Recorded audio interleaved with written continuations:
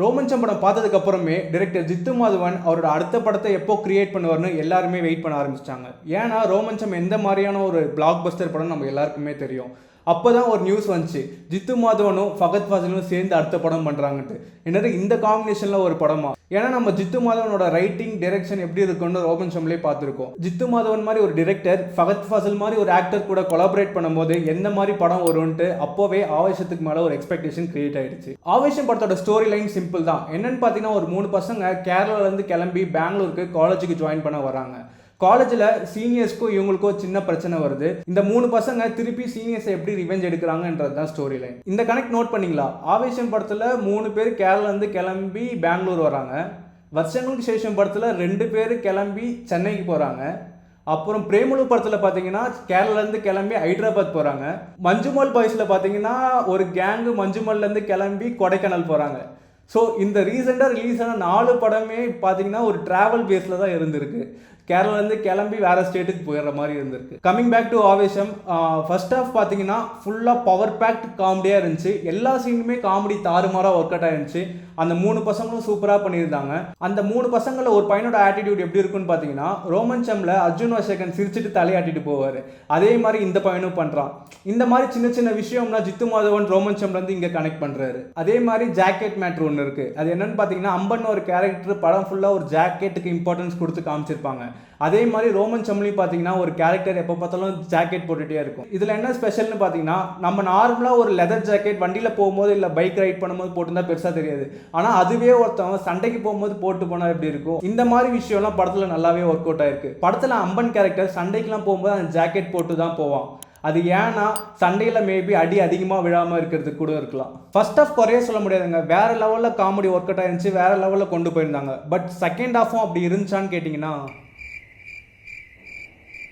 Second ஹாஃபில் பார்த்தீங்கன்னா பெருசாக ஒரு சர்ப்ரைசிங் எலமெண்ட் அந்த மாதிரி எதுவுமே இல்லை. முன்னாடி சொல்லியிருந்த மாதிரி ஆவேசமோட ஸ்டோரி லைன் சிம்பிள் தான். ஸோ அதனால் அடுத்தடுத்து என்னென்ன நடக்கும்னு எல்லாமே நம்ம ப்ரெடிக்ட் பண்ணுற மாதிரி தான் இருந்துச்சு. அப்படியே தான் நடந்துச்சு. ரோமன்சம்ல பார்த்தீங்கன்னா செகண்ட் ஹாஃபில் அர்ஜுன் அசோகனை கொண்டு வந்திருப்பாங்க சம்மந்தமே இல்லாமல். அது ஒரு வேற டைமென்ஷன் கொடுத்தது படத்துக்கு. அந்த மாதிரி இல்லாமல் ஆவேசம்ல பார்த்தீங்கன்னா பெருசாக எந்த ஒரு சர்ப்ரைசிங் ஃபேக்டர் எதுவுமே இல்லைன்னு தான் சொல்லணும். செகண்ட் ஹாஃப் இப்படி இருந்தோம், படமாக எப்படி ஒர்க் அவுட் ஆச்சுன்னு பார்த்தீங்கன்னா ஒரே ஒரு ரீசன், ஃபாஃபா. ஃபகத் ஃபாசில் எப்படி நடிப்பாருன்னு நம்ம சொல்லவே தேவையில்ல. இதில் ரங்கனா வேற லெவலில் கலக்கியிருக்காரு. என்ன எனர்ஜிங்க அந்த ஆளுக்கு. படம் ஸ்டார்டிங்லேருந்து கடைசி வர ஒரே எனர்ஜியை மெயின்டைன் பண்ணியிருக்காரு ஃபகத் ஃபாசில். ரங்காவோட கேரக்டர் பார்த்தீங்கன்னா கேரளாலேருந்து பெங்களூரில் செட்டில் ஆன ஒரு ரவுடி. படத்தில் ஒரு ஃபேக்ட் இருக்குது. அது என்னன்னு பார்த்தீங்கன்னா, ரோமன்சம் படத்தில் நம்ம செம்பன் வினோத்தோட கேரக்டர் பார்த்துப்போம். அந்த கேரக்டரோட லுக்கும் ஆவேசமில் ஃபகத் ஃபாசிலோட லுக்கும் ஒரே மாதிரி இருக்கும். அதில் பார்த்தீங்கன்னா 2 பேருமே ஒயிட் அண்ட் ஒயிட் போட்டு கோல்ட் செயின்லாம் போட்டிருப்பாங்க. ஆக்சுவலி ரோமன்சம்ல செம்பன் வினோத்தோட கேரக்டரோட எக்ஸ்டென்ஷன் தான் இங்கே ரங்காவா வந்திருக்கு ஆவேசம்ல. இந்த விஷயம் எத்தனை பேருக்கு தெரியும் தெரியல. Aavesham actually based on true story. ரங்கான ஒரு ரவுடி உண்மையாலே பெங்களூர்ல இருந்திருக்காரு. அவர் இன்னும் இருக்காரான்னு தெரியல. பெங்களூர் பீப்புள் ரங்காவை பற்றி உங்களுக்கு ஏதாவது தெரிஞ்சிருந்தா கமெண்ட்ல சொல்லுங்க. ஆக்சுவல் பேர் ரங்கா இல்லை, படத்தில் ரங்கான்னு வச்சிருக்காங்க. உண்மையான பேர் என்னன்னு தெரியல. ஃபகத் ஃபாசிலோட பெர்ஃபார்மன்ஸ் பர்டிகுலராக நோட் பண்ணி எப்படி இருந்துச்சுன்னு சொல்லணும்னா, ரங்கனோட கேரக்டர் பார்த்தீங்கன்னா கேரளாலேருந்து ஒரு ஆள் பெங்களூரில் செட்டில் ஆன ஒரு ரவுடி. ஸோ அப்போ ஆப்வியஸாக ஒரு கன்னடாவும் பேசணும், மலையாளமும் பேசணும். படத்தில் ஃபகத் ஃபாசில் 2 லாங்குவேஜுமே ஃப்ளூவெண்ட்டாக பேசி தெறிக்க விட்டுருக்காரு. அதை மாற்றி மாற்றி அவர் எப்படி தான் அந்த மாதிரி பேசினார்னே தெரியல. வேற லெவலில் பண்ணியிருக்காரு. நார்மலாக ஒருத்தவங்க நம்ம நேட்டிவ் லாங்குவேஜ் பேசும்போதே கொஞ்சம் தடுமாறும். இங்கே ஃபகத் 2 லாங்குவேஜும் பேசி கலக்கியிருக்காரு. இந்த ஒரு விஷயமே போதும் ஃபகத் எந்த மாதிரியான ஒரு ஆக்டர்னு காமிக்கிறதுக்கு. படம் பார்க்கும்போது ஒரு பக்கம் ஃபகத் ஃபாசில் ஒரு மேஜிக் பண்ணிட்டு இருக்காருன்னா, ஆஃப் ஸ்க்ரீனில் சுஷின் ஷாம் வேற லெவலில் ஒரு மேஜிக் பண்ணிட்டு இருக்காரு. எல்லா பாட்டுமே வேற லெவலில் ஒர்க் அவுட் ஆயிருக்கு. எல்லாமே பக்கவாக பிளேஸ்மெண்ட் பண்ணியிருக்காங்க.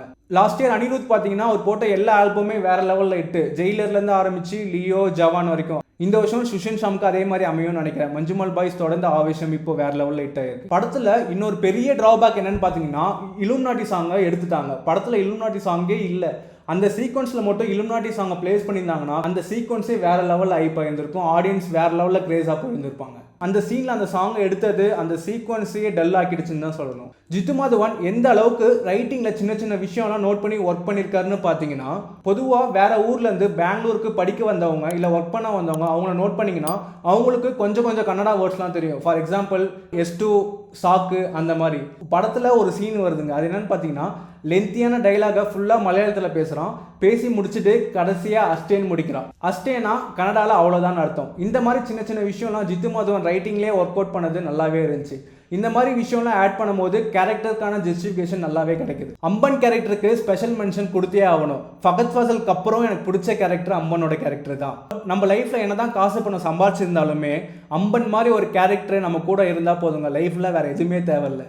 ரொம்ப நாளுக்கு அப்புறம் ஒரு ஃபைட் சீக்வன்ஸை ரசிச்சு பார்த்தது எதுலன்னு பார்த்தீங்கன்னா ஆவேஷம்ல தான். ஃபைட் சீக்வன்ஸ் கொரியோகிராஃபிலாம் நல்லாவே பண்ணியிருந்தாங்க. அதுவும் இன்ட்ரோல் பிளாக் முன்னாடி ஒரு ஃபைட் சீக்வன்ஸ் வருது, அது வேற லெவலில் பண்ணியிருந்தாங்க.